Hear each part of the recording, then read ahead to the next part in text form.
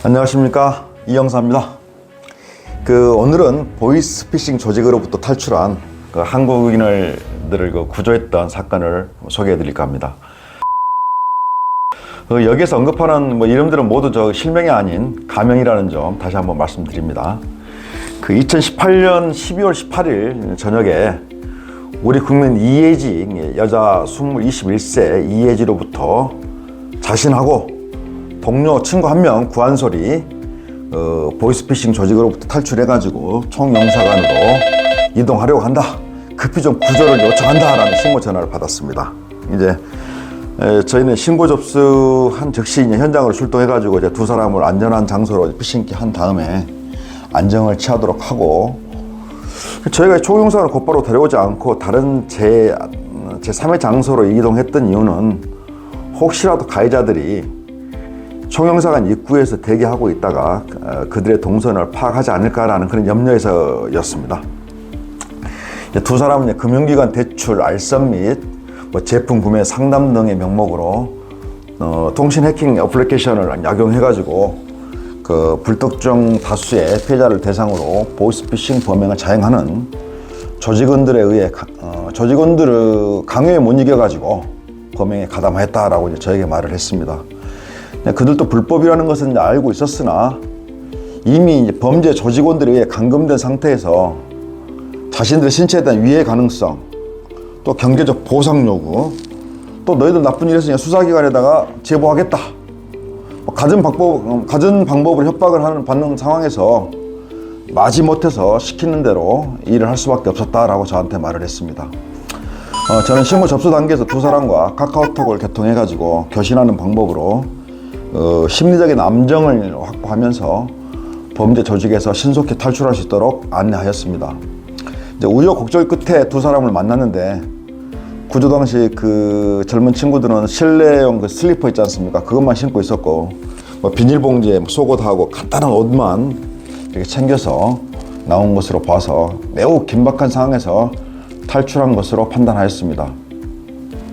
이예진은 구한솔의 친구 문수빈 사촌오빠, 좀 복잡하네요. 사촌오빠의 권유로 친구 최솔미, 한주영과 같이 2018년 9월경 중국에 입국하였고, 입국 당시 대출받은 채무액이 있었지만 사촌오빠 이한준이 이예지가 빌린 80만 원의 부채를 갚아주겠으니 중국으로 들어가자고 입국을 권유하여 오게 되었다고 저에게 말했습니다.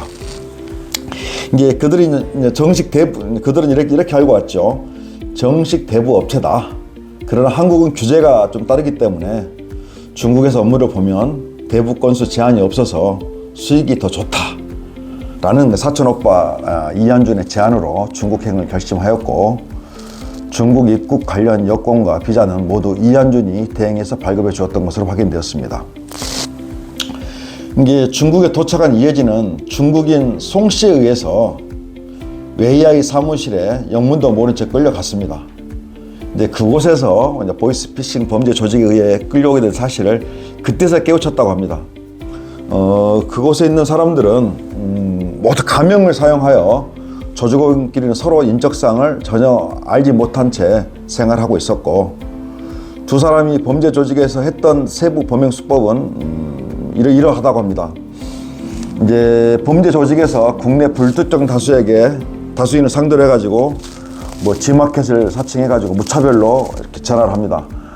안마의자가 얼마 49만 2천 원에 결제되셨습니다 라는 내용의 문자 메시지를 발송하면, 문자 메시지를 받은 고객들은 문자 메시지에 기재된 전화번호로 전화를 해가지고 항의자를 하지 않겠습니까? 그러면 보이스피싱 조직에서는 자동으로 수신되게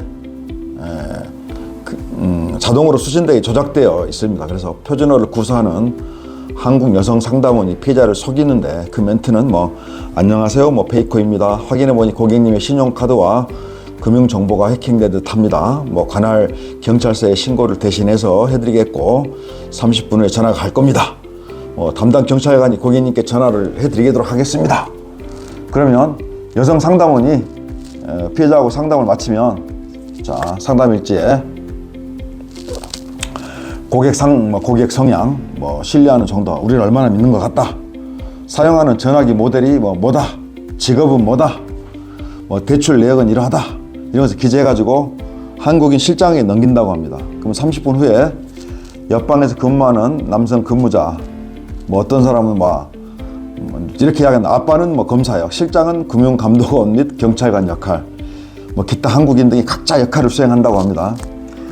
경찰 역할을 하는 사람은 이렇게 이야기한다고 합니다. 전화를 걸어가지고 조금 전 페이커로부터 신고 전화를 접수했습니다. 해킹된 것으로 추정되는데 추가 피해를 막기 위해서 보내드리는 그 어플리케이션을 장착하시기 바랍니다 라고 멘트를 진행하고, 피해자가 어플을 업로드하면 모든 발신 전화 정보가 보이스피싱 범죄 조직에서 확인되고 착신되도록 하는 프로그램입니다. 결국 모든 내 전화는 그때부터 그들의 것이 되는 것입니다. 자, 프로그램을 사용해서 검찰, 금융감독원 행세를 하면서 2차 피해를 막기 위해서 안전한 계좌로 이체하도록 하는 방법으로 피해자의 금원을 편취하는 수법입니다. 피해자 입장에서는 검찰, 금융감독원에 전화하더라도 그 범죄 보이스피싱 조직원들에 의해서 전화 수신처가 다 정보가 누설되고 또 그 정보에 의해서 대응하는 범죄 조직에 속을 수밖에 없는 그런 구조인 것입니다. 범죄 조직원이 카드사 직원 행세를 하면서 변제금을 입금할 계좌를 지정합니다. 그 당시에는 대포 통장을 이용했고, 최근에는 환전상 계좌를 이용하는 경우도 많이 있습니다만은, 그렇게 해서 금원을 편취하는 것입니다. 피해자가 변제금을 입금할 계좌가 개인 명의라고 의심을 하는 기색을 보이면 금융감독원이 해킹 방지를 위해 가상 계좌를 이용하였다고 안내를 합니다. 금융계좌에 기재된 계좌 명의를 확보한 후에 사전에 피해자에게 금융감독원 담당자 땡땡땡 계좌주라고 기재된 문자 메시지를 발송해가지고 미리 안심시키는 등의 방법을 사용하였다고 합니다. 자, 이에이지와 구한솔은 칭다오에 도착한 후에 중국인과 한국인, 송다율 등의 감시를 받으면서 일하는 구조였습니다. 감시를 피해 지난 11월 3일 도주한 사실이 있었으나 그 관리감독하는 송다율 등으로부터 이런 협박을 받았다고 합니다. 야, 피해 금액 5억 원 이상 변제하지 않으면 너 징역 10년 이상이야. 그리고 너희들 죽더라도 가족들이 대신 변제해야 돼. 그리고 너희들 여권 정보 다 뿌릴 거야, 피해자들한테. 그리고 경찰서고 영사관이고 할 것 없이 모두 알릴 거야.